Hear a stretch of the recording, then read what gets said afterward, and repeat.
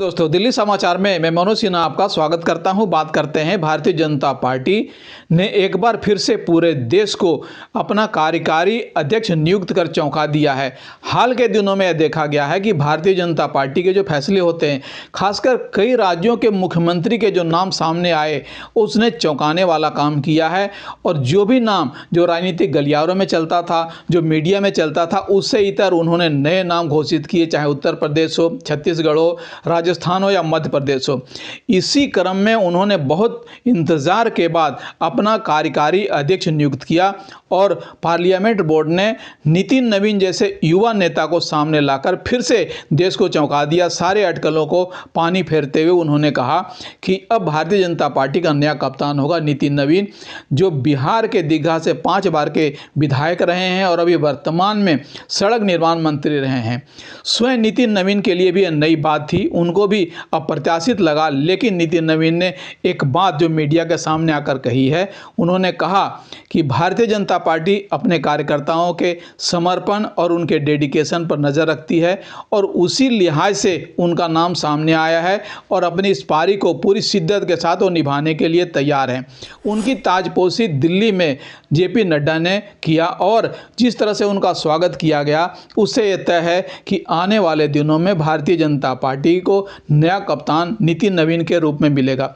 नितिन नवीन का जो इतिहास है, जो उनका कार्य का अनुभव है, वो छत्तीसगढ़ में भी भारतीय जनता पार्टी के प्रभारी रहे, बिहार में उनके कार्यों को भी बड़े गौर से संगठन देखा है और एक मौन समर्थन शायद आरएसएस की तरफ से भी आया है कि नितिन नवीन का जिस तरह से संगठन में रुचि है, जिस तरह से भारतीय जनता पार्टी के तरफ ईमानदारी से वो कार्य कर रहे हैं, शायद उन्हीं का इनाम है कि आज नितिन नवीन सामने आए हैं। हालांकि भारतीय जनता पार्टी में कार्यकारी अध्यक्ष होना बहुत बड़ी बात है। इससे पहले जो भी राजनेता रहे हैं वो कद्दावर राजनेता रहे हैं, अनुभवी रहे हैं, लेकिन इस 45 साल के युवा कप्तान को भारतीय जनता पार्टी किस तरह से लेती है, उनके कार्यों को किस तरह से देखती है और आने वाले दिनों में नितिन नवीन के सामने किस तरह की चुनौतियां हैं, यह भी देखने की बात है।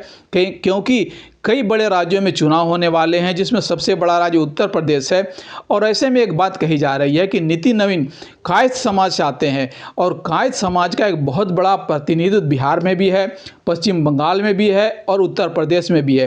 तो शायद यह कास्ट समीकरण को भी साधने की पुरजोर कोशिश है, क्योंकि इससे पहले भी उत्तर प्रदेश के जो नए प्रदेश अध्यक्ष बने हैं, उनसे भी जातीय समीकरण जो साधने की कोशिश है वो सामने आ रही है। तो शायद उसी क्रम में नितिन नवीन सामने आए हैं। लेकिन नितिन नवीन का चेहरा नया है और उनसे कई अपेक्षाएं भारतीय जनता पार्टी को होगी, क्योंकि अभी तक जिस तरह से कांग्रेस के नेता टी शर्ट पहनकर संसद में और सड़क पर और सारे जगह घूम रहे हैं, शायद उनके सामने एक नया उदाहरण भारतीय जनता पार्टी ने पेश किया है कि अब हमारा नेता युवा होगा और युवा सोच के साथ भारतीय जनता पार्टी की एक नई टीम, एक नई पारी के साथ मैदान में उतरेगी। और देखना दिलचस्प होगा कि भारतीय जनता पार्टी के जो शीर्ष नेता हैं किस तरह से इस नेता को स्वीकार करते हैं, इनके कार्यों को सराहते हैं, क्योंकि चुनौतियां बहुत बड़ी हैं।